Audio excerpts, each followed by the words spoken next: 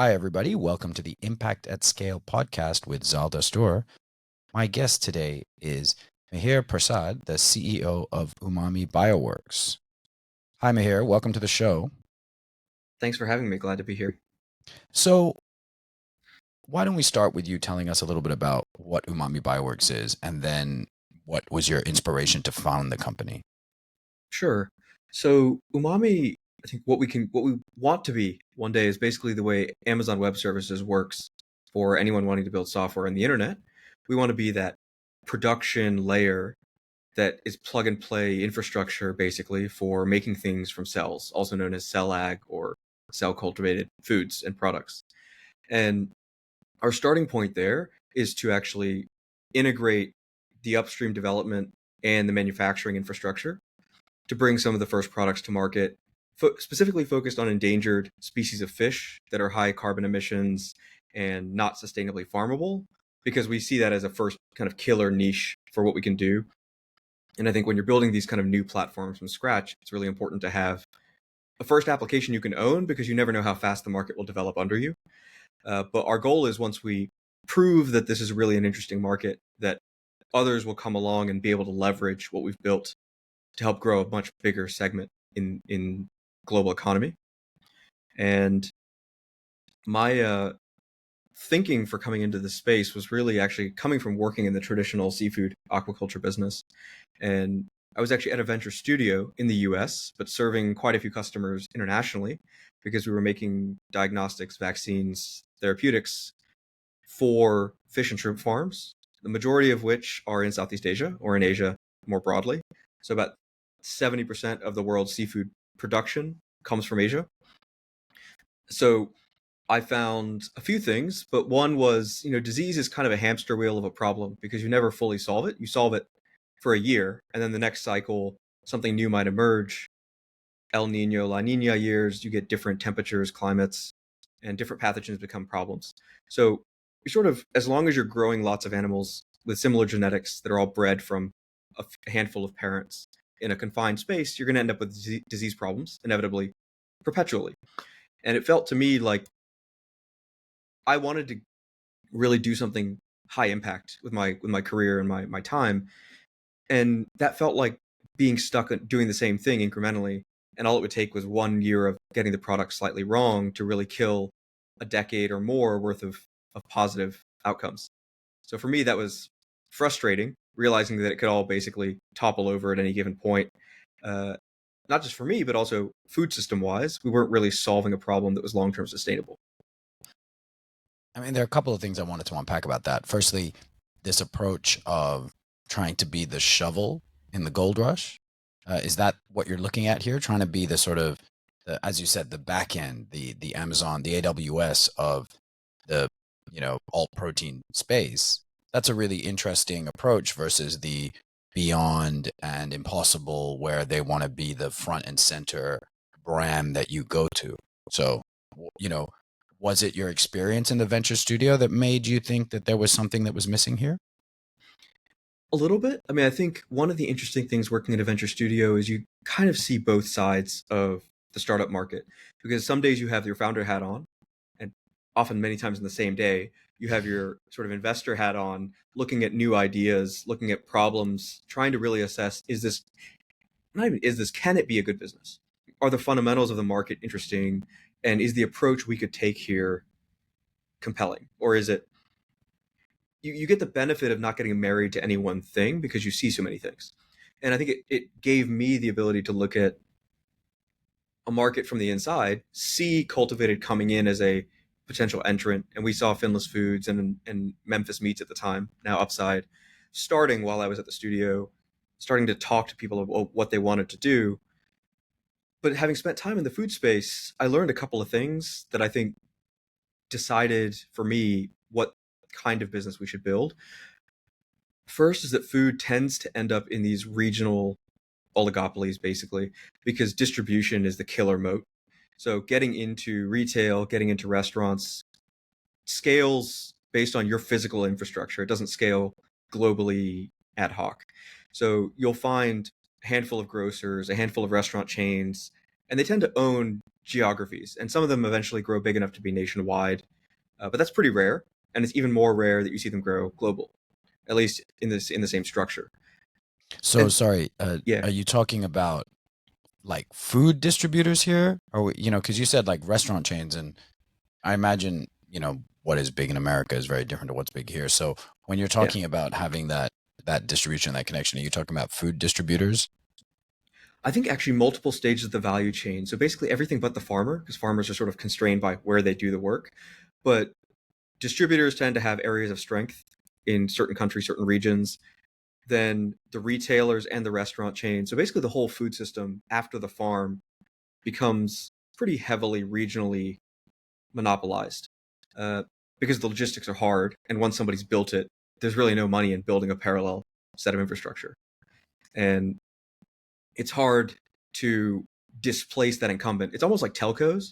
Like once you have AT&T or Verizon, it's sort of hard to come in and justify to investors, give me money to try to outcompete AT&T in Atlanta when I'm only going to be able to take 3 neighborhoods or 4 neighborhoods to start. Because you actually lose, there's this sort of very embedded network effect. It's physical infrastructure network. And the same is kind of true because you have trucks and roads and distribution centers to do any of this work in the food system. And it's a highly spoilable item, especially in seafood. So you're not shipping concrete, right? You're shipping concrete might be a bad example actually. Also spoils pretty fast, but you're not shipping steel beams, right? You're shipping products that will spoil in 2 to 3 weeks, or even a couple of months in cold chain going across the ocean. So that means you get market concentration, which means you have a lot of concentrated power in front of the consumer. So launching a new brand then becomes very expensive because you're fighting big established incumbents for mind share of consumers and for retail space if you're going retail. And my brain also, I think, for a lot of reasons, doesn't work as well in consumer as it does in B2B. So that obviously founder with business model fit was one criteria.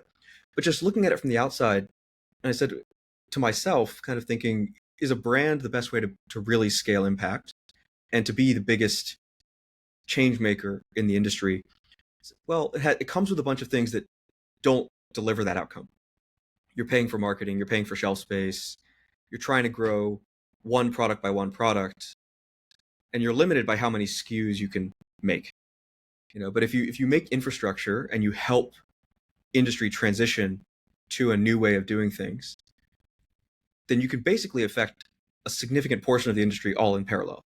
And we could work in multiple geographies. We could affect a much more rapid transition and a much more thorough one because it's not solely based on whether our brand does well. We could do everything else right, and the brand misses a little bit, and your impact is massively limited, right? Compared to, and those things are hard to predict, and especially for me, I don't have experience and sort of foresight working in consumer to say I can bet on the winner.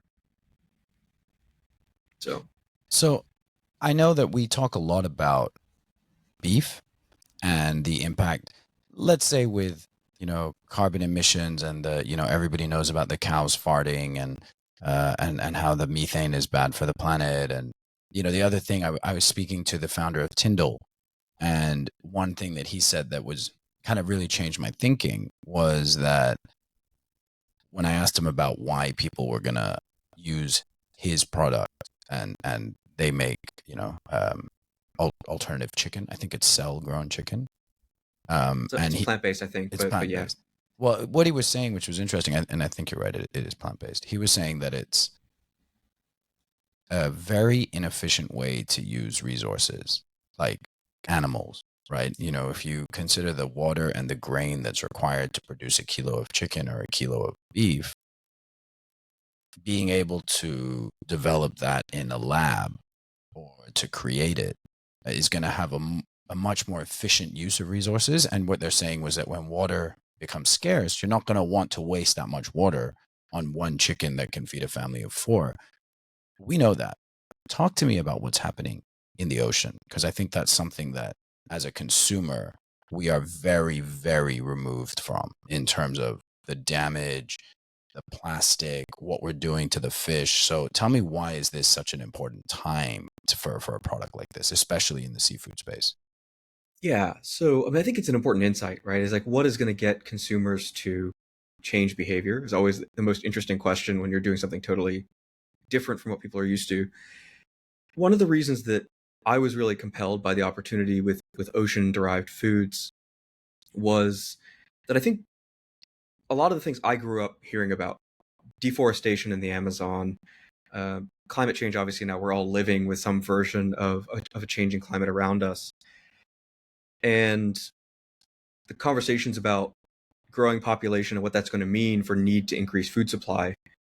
Now, in that context of resources are more constrained than they've ever been, and the uncertainty about, well, is the rain going to fall as it should? Are the monsoons going to come as they should? Amplifies that. And when I spent time in the seafood business, I realized that that's actually happening even more aggressively in the oceans than it's visible on land for a few reasons. The first is the oceans are basically this giant thermal sink in the on the planet. So the vast majority of the heat increase from CO2 emissions and just in general from absorption of heat first sinks into the oceans because water is great at absorbing heat. So ocean temperature rise we're already seeing, but most fish evolved to very stable water temperatures, and many of them have very low tolerance for temperature increasing. For some types of fish, they can dive a little deeper. They can move north or south latitude temporarily. That's a transient sort of solution. It doesn't really solve the long-term problem. But there are quite a number of fish based on what they eat, the whole dependence on this sort of microcosm in their ecosystem. They can't really move, especially if everything isn't moving with them. They're basically going to get cooked, the way we're seeing happen with coral reefs. And then industrial fishing has added this whole layer of basically massively harvesting biomass out of the oceans in a way that's not really visible. I mean, we have a better surface modeling of like the moon and of the surface of Mars than we do the bottom of the oceans. Um, Turns out it's harder to see through water than it is, planets in space. Just we have great technologies to do that now, but it doesn't generate a ton of money, so there's not as much research been spent on, really mapping and understanding the oceans. And I imagine the types of fishing that we have undertaken in the last, let's say, 30 to 40 years, which is, dynamite fishing, huge trawlers where, you know, maybe I'm making this up, but there's a huge percentage of waste, right? You drag Yeah. these trawler nets and you get a certain amount of things and baby fish, corals, everything, and you throw most of it over, most of them dead. And so you're kind of eliminating huge parts of the ecosystem. Dynamite fishing, I mean, the idea that you just throw a big bomb into a bit of water, explode, and then collect whatever comes out of it. It just like I can see from a laziness point of view, but from the sort of damage that that must be doing is incalculable, I imagine. Yeah, and I don't actually know off the top of my head like the extent to which dynamite fishing is, what percent of total fishing that is, but it's certainly a very visible example of an inefficient I mean, production fair method. enough. You probably don't want a Uh, fish that's been blown apart, right? But well, I suspect it's only done artisanally by people who are trying to make their lives a little easier. On right. average, I think industrially drag nets and trawlers are much more efficient at getting lots of fish in the boat And compared from what to, I understand, yeah, like, firstly, we only probably eat like a very small percentage of the fish in the ocean. Like if you think about like trout, salmon, tuna, all of these things, totally. it's like a tiny, tiny fraction of it. Even the most, I'll say the most seafood consuming cultures, if you look at the Japan, Korea, China, for example, I think the most I've heard is in Japan about 400 species consumed out of the ocean, Right. out of millions, right? Yeah. And probably out of tens of thousands of fish and mollusks and the macro species. So certainly because there's a cultural affinity for a very small portion, knowledge of species name for sure. But to trawling, which you were talking about, I think recently there's been some really alarming data showing that trawling might be generating, on top of basically being the equivalent of clear cutting rainforest on the bottom of the ocean, might be generating incredibly high carbon emissions. Because actually, if you think about what happens to a lot of the carbon-based life in the ocean, some of it, when it dies, floats, it gets eaten. The big stuff tends to sink all the way down. And that carbon eventually gets deposited in that bottom sediment layer on the marine floor. And so when you trawl and throw all of that up into the water column, some material portion of it gets reabsorbed by the water. And then eventually some of that cycles back into the air. And there were a couple of papers that just came out in the last 2 years that have quantified that for the first time. And it's terrifying. It's something like the entire equivalent of the aviation industry annually is getting put up into the water column. So 800 million tons of CO2. And about half of that is going into the atmosphere.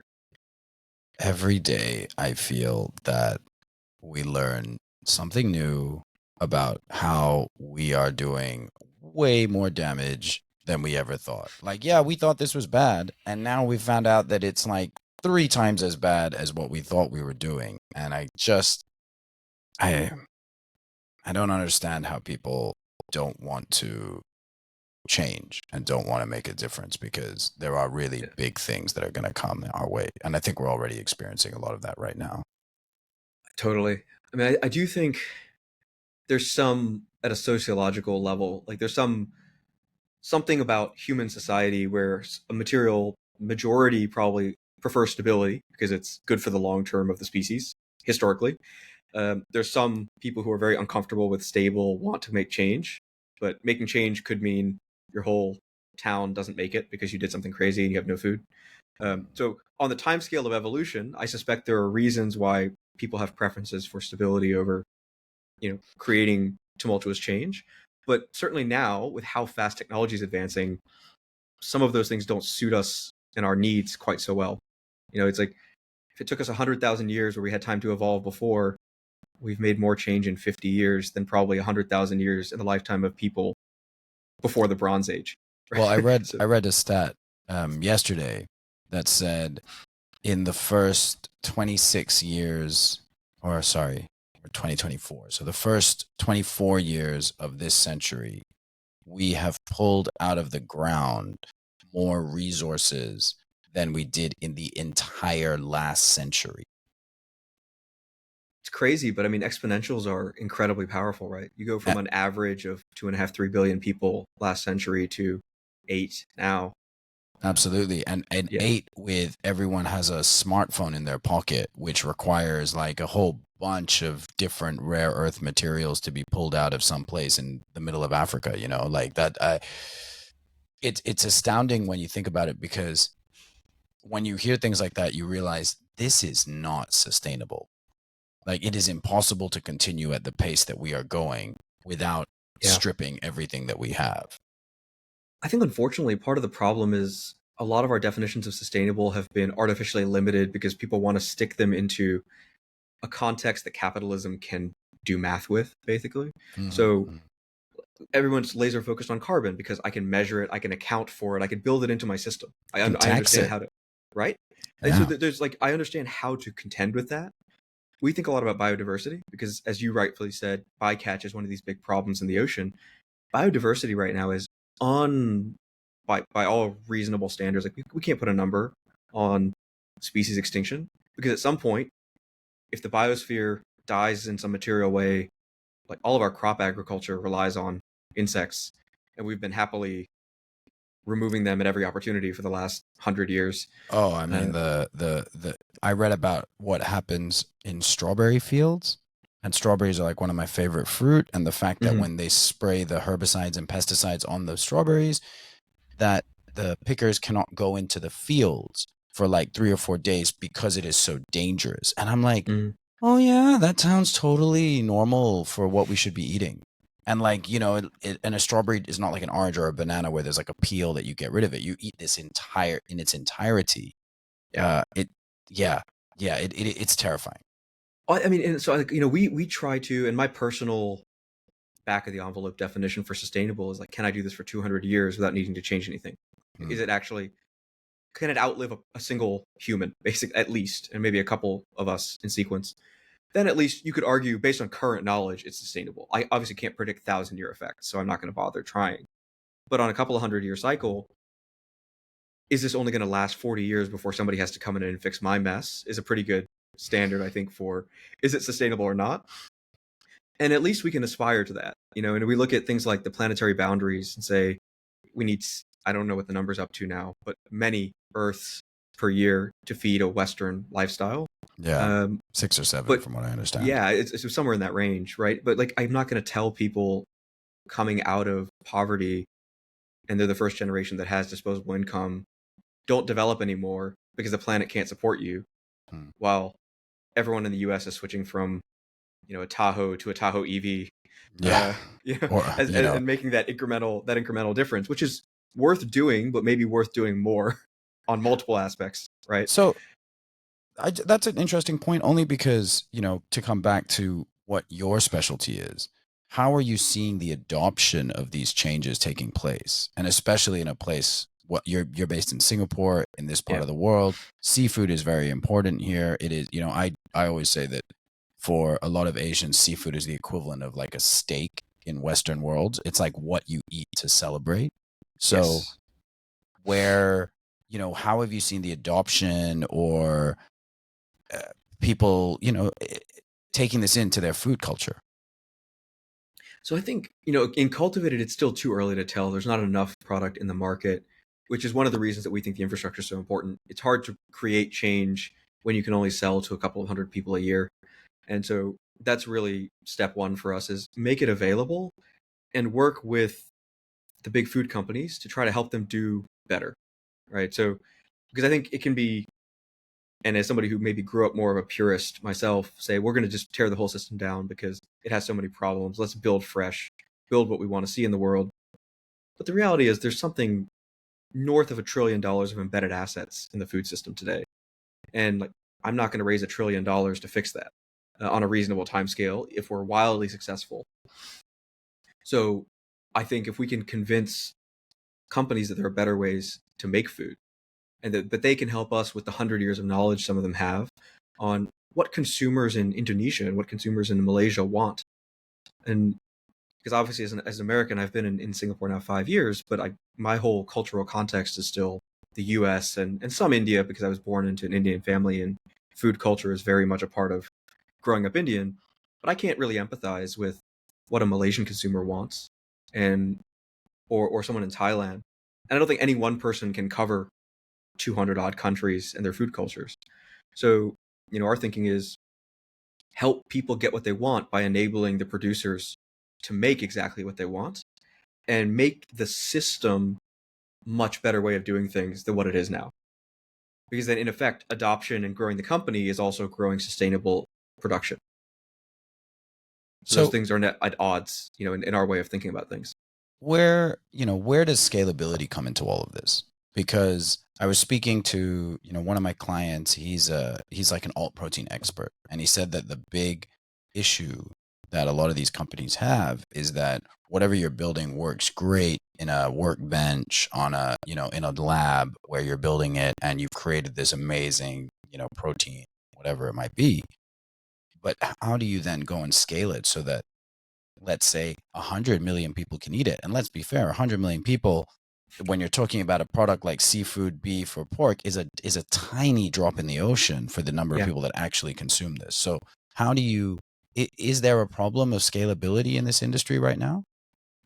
there is, and it's one of the reasons that we made it a pillar of our reason to exist, basically. But I think there's also some irrationality because everyone has seen how fast software has changed and expects embedded infrastructure heavy industries to pivot on that same time scale, which is just completely, like I said, there's probably, and nobody's ever counted to my knowledge, but I think you could ballpark $1 trillion or more in physical assets in the food system today, I mean, I think you're processing plants. being I think I'm off probably by lowballing. two or three Yeah. x low, Yeah, I right? think you're lowballing. Yeah, Yeah, exactly. but if I said, so even if it's 3 trillion, nobody right now can get even a couple hundred billion a year for carbon. And we're talking about trying to change a food system for a bunch of other reasons, not just carbon. So I think the argument has to be there are natural time horizons, and they're not crazy long, 20 to 30 years, where infrastructure starts to get turned over because you invest in the next generation of things age out, you replace them. it's a generation basically, and that's a reasonable time frame to say, can we get to 20-30% adoption in a generation? I don't think we're talking about 100%. 20% is already a significant, that would be 40 to 50 million tons of seafood a year. um, I would counter that. I would counter that with something that I have felt positive about. Now, you can argue whether this is good for you, bad for you, whatever it might be, but the adoption of alternative milk. I don't know whether people do it because they're lactose intolerant. I don't know whether people do it because it's a climate thing, but I've heard, you know, my friends from the UK that said their parents live in a tiny village. If you went there 5 years ago and asked for almond milk, they would probably have kicked you out of the cafe. Now they have, almond and a bunch of other yeah, alternatives. People in the US telling me that if they order cow milk, people look at them weird. Right? And it's now like almost like a norm to not do that. That's happened in much less than a generation. That's happened in the space of like 10 years, I would say. but I think we're still below. If I'm, and this is an You mean estimate on, based on on, a planetary wise, we're right? probably we're Like, probably at 10%, maybe. yeah, fair enough. Right. Fair So enough. so if I'm thinking about globally, because you're not going to get people in Nigeria and Tanzania adopting at the same time as the American European consumer who has more Oh. disposable income. It will Yeah. come, but it will Well, take is some that cycles, is right? that a part of affordability? How much is the price a component in this? So some of it's affordability, but some of it I think is also, there's some research on this that as cultures become in a Western context, sort of become more mature economically, people have more disposable income, and you sort of go through the developmental curve. There's certain orders of things based on expense and how much disposable income someone has, what they choose to purchase. And so it tends to start with sort of snacks. Then you get to like the beverages category sort of undergoes this big revolution where you see a lot of different beverage options emerge. Protein, it tends to be pretty late because it's generally more expensive than your snacks and your beverages and these sort of things. So not taking that as true for its own sake, but let's say that it's reliable as a predictor. I think getting adoption in markets that are already heavy consumers, that have consumers that can afford it today, has to come first. Hmm. Because you can't go into markets that are emerging and say, I want you to buy the specialty product. That also doesn't signal anything to the more developed markets. If you can get it into more developed markets, get it established, and that scale helps bring price down and also drive some aspirational character to the product, then you can come into markets where people have seen it and said, this is something that I think I want because I have $20 more than I had 2 years ago, and I want to buy this as a eating I, healthier. I have a theory, and I know your background is from the States, but like me, you're of Indian descent. Um, my theory is that this, and by this I mean sustainability. I mean, you know, protecting the planet. I mean, all of these things. I think somehow there needs to be a mindset shift from, oh, you're a hippie, greenie, environmentalist, and there's like a very like extreme side of that environmentalist, which is, Extinction Rebellion, Greenpeace, PETA, all of that. I want to know, how do we move sustainability to being a high status aspiration and a high status goal? If you look at even something like the diamond ring, which was marketed to us as high status. I mean, I heard the same story about why we wear a white wedding dress was because however many 100 years ago, some British queen or some European royalty wore it to a wedding, and that became aspirational. So Right. you know, how do you shift? And let's look at protein. Let's look at the Yeah. idea that, somebody, when you go to somebody's house, if they've got you a tomahawk steak, or if they've got lobsters, or if they've got something like that which is perceived high value, crab, anything like that, how do we shift that mentality to making it seem like this is a high status item because the value that you are aspiring to is a higher value? Yeah. I mean, I think that's very much so. Part of our thesis is, I think, the way that electric cars came to market call it successfully now. I think hopefully it's not too early to say that. Uh, like Tesla's strategy of make the aspirational good first and have it win on a couple of key attributes. Probably had bigger panel gaps than a BMW or Mercedes, and was maybe a little bit noisier, but it was good enough that you could still get that aspirational feel. Well, if you talk about the Roadster, right? That Yes. Roadster was $250,000, the first Yeah. car that Tesla made, and the idea was that I make a really expensive car that appeals to a very small group of people, but they then pay Yep. for the next car and the next car and the next car. It's a very clever strategy. But I think in general, if you look at how luxury goods, and maybe luxury goods isn't right, but how new technologies come to market, you're almost always forced to pick a smaller segment because you have to scale production. You almost never can turn production on overnight. So then the strategy is just pragmatic. It's what you have to do because it's what you can afford to do.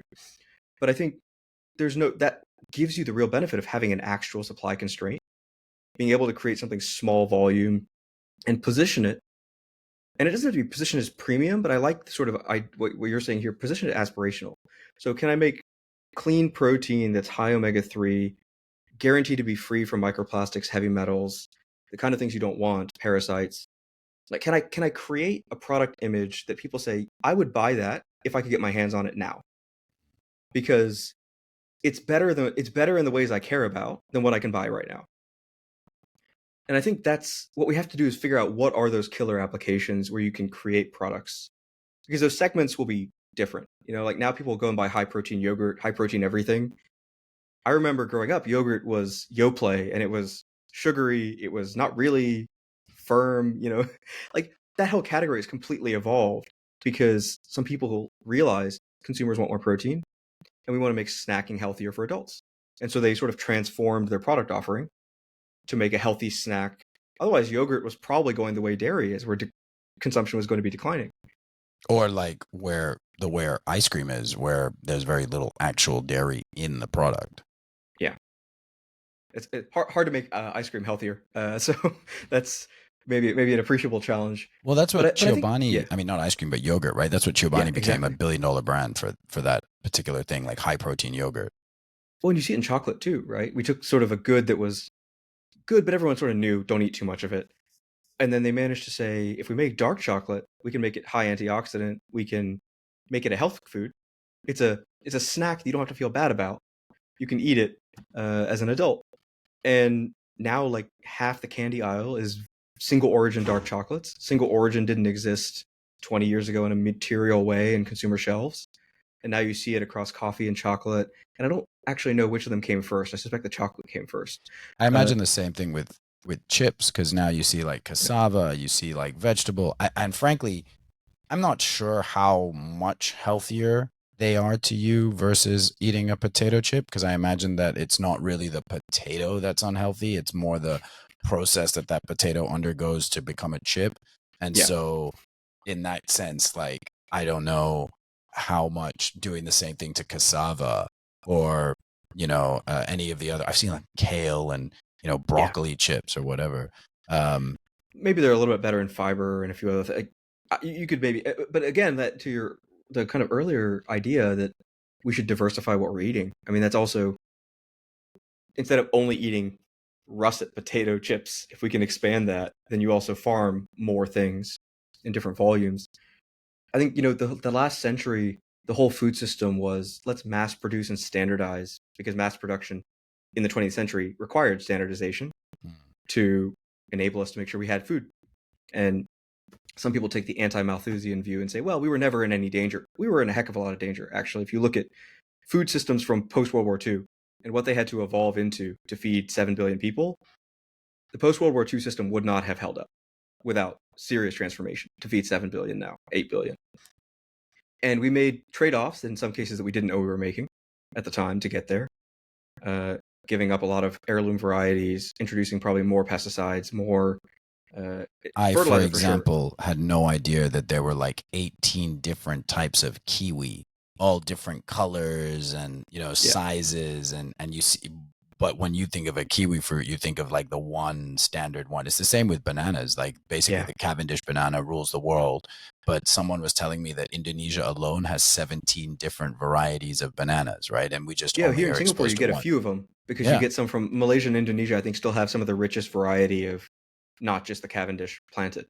Uh, and they somehow survived the somehow survived the sort of global pandemic that happened to bananas a generation ago.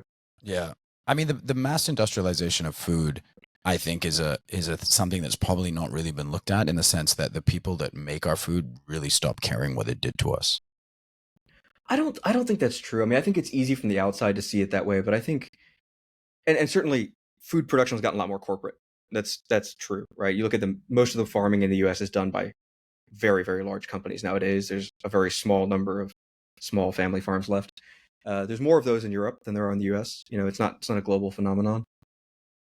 But I think if somebody tells you what you measure is what you get, and I think the reality is we started measuring a limited subset of things, but Profit. it wasn't just food, right? We started measuring GDP and using that to determine whether people is a rich country or not a rich country. The person who created the metric said this is a bad metric for doing the thing people want to do with it. I suspect if you go digging, somebody in the food system said the same thing, right? I mean, Experts tend to be prescient about these kind of things. that GDP, I think I read a similar article that said the guy that created it said that, $100 worth of healthcare is measured the same as $100 worth of weapons, and it's not the same to a society, but we It's not measure even it. real goods now, right? You see like Apple funneling however many trillion dollars, Google funneling however many trillion dollars through Ireland. Ireland's GDP looks great. None of that money stays in Ireland, right? I mean, but that's all about avoiding tax, right? Which But the metric is Ireland's GDP on those charts looks amazing.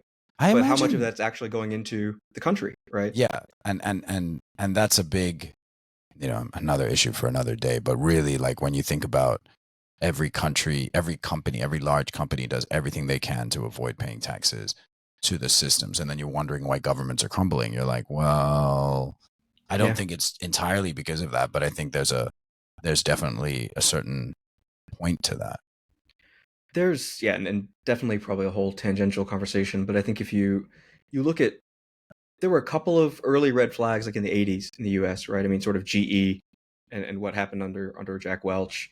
There's an example out of the airline industry, kind of similar, Well, where Boeing, right? Like, look what's going on with Boeing right now, and the fact that yeah. safety is taking a backseat in airplane manufacturing. That's like, if that would happen in a car company, look what happened with Volkswagen, and they were just lying about emissions. They weren't lying about safety. Well, in these companies though, like I forget what I was listening to, but it was something that was written by some CEOs of major US companies back in the 70s.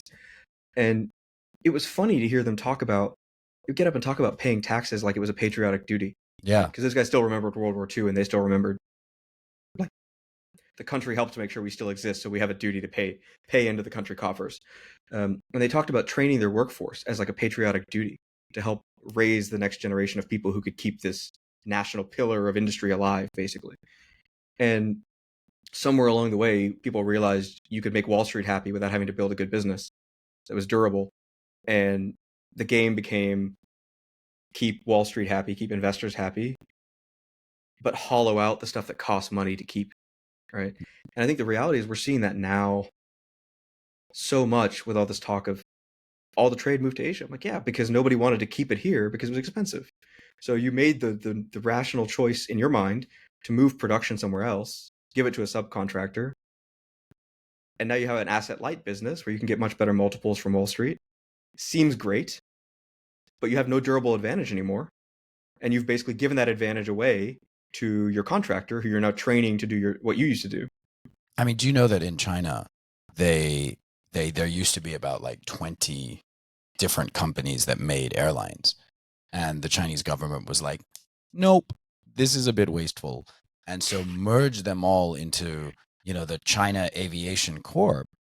Yeah. And my bet, I mean, because we live in Singapore, right? Like, we're very close to China here. My bet is that in the next 10 years, like, Boeing and Airbus are the ones that have been going at it for decades, and really they were the only competitors. All the others got either eaten up or went into a more sort of specific niche of the airline industry.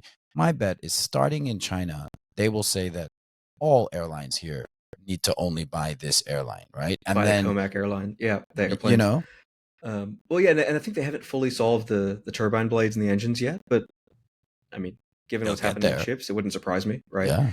I mean, I think there's this national, not national pride, but almost, we talk about food security here, 30 by 30 in Singapore, but countries have to have some sense of, if the country can't make anything, it's in an incredibly precarious position, whether from resource constraints or because there's no political will Well, to COVID make was stuff.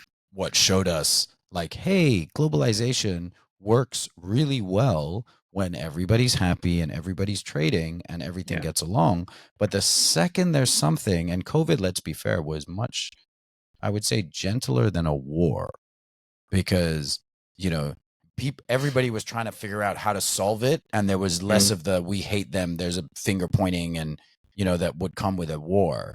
Yeah. Um, if something like a massive, actual war broke out between not a I don't even proxy think it war has to that what's be. happening right now, but like let's say some of Well, the larger yeah. scale, a large scale, like it would hugely impact all kinds of supply routes and the way people What's get interesting though is food a wars tend to create political will, right? I mean, and countries that industry. couldn't do things tend to do them, and they'll finance it and figure it out later because imminent threat.